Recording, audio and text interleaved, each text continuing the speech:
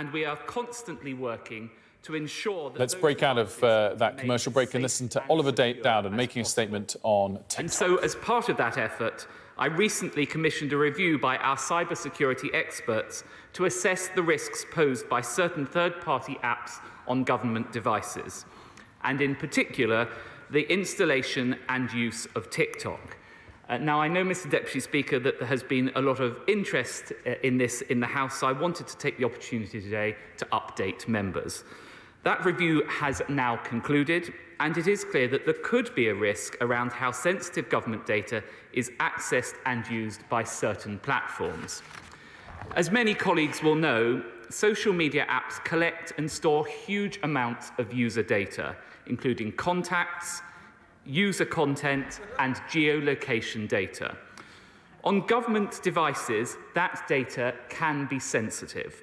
And so today, we are strengthening the security of those devices in two key respects. First, we are moving to a system where government devices will only be able to access third-party apps that are on a pre-approved list. This system is already in place across many departments. Now it will be the rule across government. Second, we are also going to ban the use of TikTok on government devices. We will do so with immediate effect. Mr. Speaker, this is a precautionary move.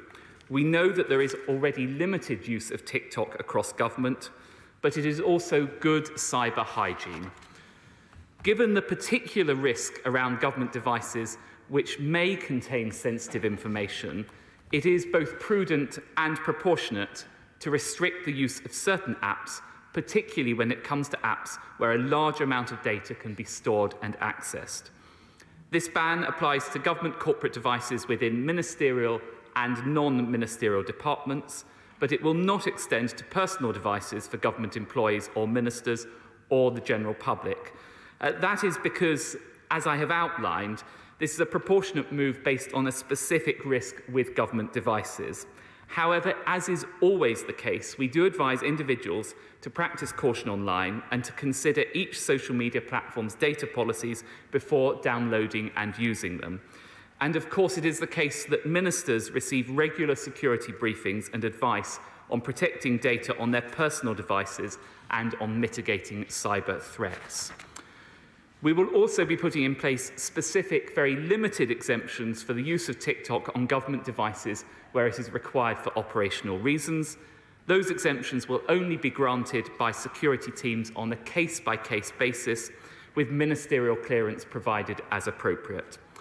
Overall, this approach aligns with action taken by allies, including the United States, Canada, and the EU. Mr. Deputy Speaker, our security must always come first. And today we are strengthening that security in a prudent and proportionate way. And I commend this statement to the House. Yeah.